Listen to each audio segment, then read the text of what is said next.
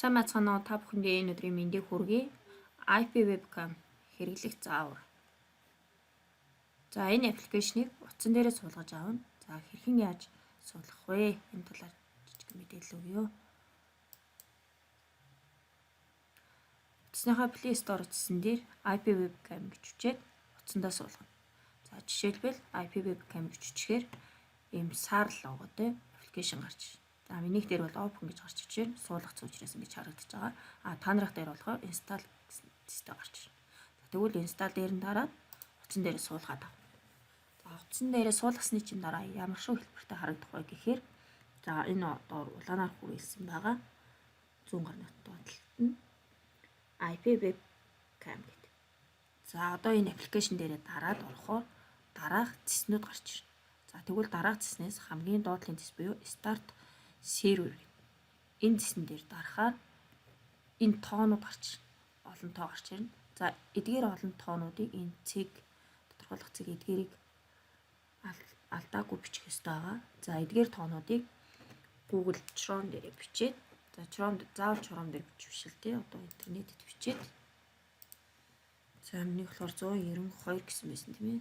За ингээд цэг 168 цэг 1 цэг 9 тодорхойлох цэг 880 гэдэг. За ингээд бичснийг бичээд enter дар.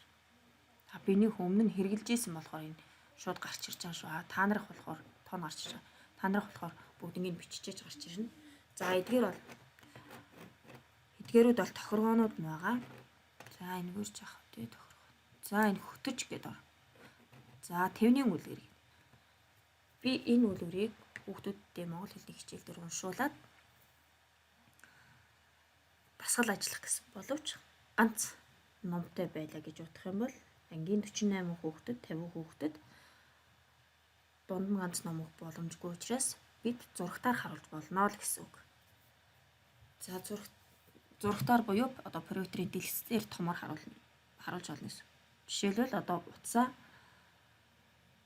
утсаараа одоо яг харуулах гэсэн утасныхаа камер дээр яг харуулах хэсгийг тааруулаад тэгээд компьютероо HDMI-ээр зурагтайгаа холбоцоход за интернетээр ороод харуулнаа л гэсэн үг. За жишээлбэл тэвний үлгэрийг уншаа гэх юм бол би заавал энэ тэвний үлгэрийг маршрут үлгэрийг юун дээрээ компьютер дээрээ бичээд л цаг алдаад авах шаардлагагүй. Хурдан хугацаанд хүүхдүүдэд уншуулах боломжтой л гэж харуулж байгаа.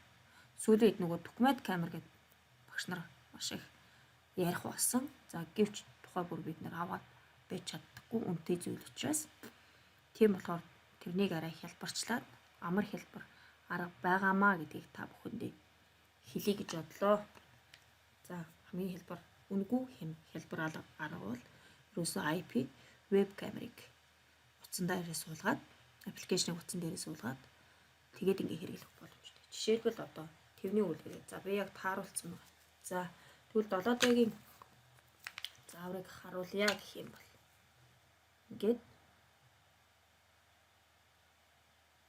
утасныхаа камерт тааруулаад өгч. За ингээд би жоохон хөдөлгөөд байна тийм ээ. Хөдөлгөөд байгаа учраас бокс нь тарахгүй байна. За ингээд хөдөлгөөнгөө байрлуулчаад утсаа байрлуулчаад тухайн зүйлсийг ингээд харуулад авах боломжтой. За цаашаа уншиж дараагийн үлгэрийг уншия гэх юм бол за аргад хонь гэх тийм ээ. Аргад хонь гэдэг дараагийн үлгэр гих мэтлэнгийн ингээд хялбар аргаар заавал юун дээр уншуул албагүй бичих шивэх шаардлагагүйгээр ингээд уншуулад дэлгэцтэйгээ холбоод өчөж болно гэсэн. За энэ томруулах жижигрүүл наашаа татаж болно. Томруулж харуулж болно гэсэн. За энэ хэсгийг нь одоо томруулаад харуулъя гэх юм бол ингээд татах нь шүү дээ тийм ээ. За ингээд жижигрүүлээд жижигрүүлж болно. Ийм нэг аппликейшн байна. За энэ арын камер, уртлын камер гэдэг нүгэр сольж болно гэдэг. Арын камер гэх юм бол за ингээд харагдчихээн тийм ээ. За ингээд уртлын камераараа харуулна гэх юм бол энэ. За ийм нэг арга байна. За бас та бүхэндээ өөрийнхөө хэрэгэлдэг аппликейшнуудыг хэлээд өгчээ. За энэ Telegram гэдэг аппликейшн байгаа. Telegram маань яадаг юм бэ гэхээр ер нь Facebook-ийн чаттай адилхан, мессенжертэй адилхан. За гэхдээ Facebook-ийн мессенжерээр одоо Photoshop дээр хийсэн файл болон их хэмжээний файл явдаггүй, 25 ГБ-с дээш явдаггүй. За тэгвэл Telegram маань ямар даваа талтай юм бэ гэхээр их хэмжээний файл шууд явна гэсэн. Тэгэхээр Telegram гэсэн аппликейшнийг татаж аваад утасны дугаараараа бүртгэх тийм билээ. Утсан дээр утасны дугааруудыг тэмдэглэж аваад тэгээд тухайн хүмүүстэй холбогдоод ороод ирнэ гэсэн. Чат мата явуулчих болно гэсэн. За энэ цэнхэр болохоор e-бүсгтээ цэнхэр болохоор Facebook-ээс нөгөө бичлэг татаж авч болохгүй байна гэд багш нар маань маш их асуудаг. За тэгвэл энэ аппликейшнийг суулгаад авсан байхад энэ дээрээ дараад Facebook-оор нэвтэрч ороод за тэгээд пэйж дээр байгаа одоо бичлэгүүдийг татаж авах боломжтой. За Bitmoji гэдэг энэ бол өөрийнхөө одоо аватар зургийг бүтээгээд тэр үгээрээ одоо сонирхолтой цахим хичээл бэлтгэх боломжтой. За жишээлбэл эндээс харуулъя. За би бол аватар зураг өөрөө хийчихсэн. Болохоор ингээд шууд харагдаж байгаа.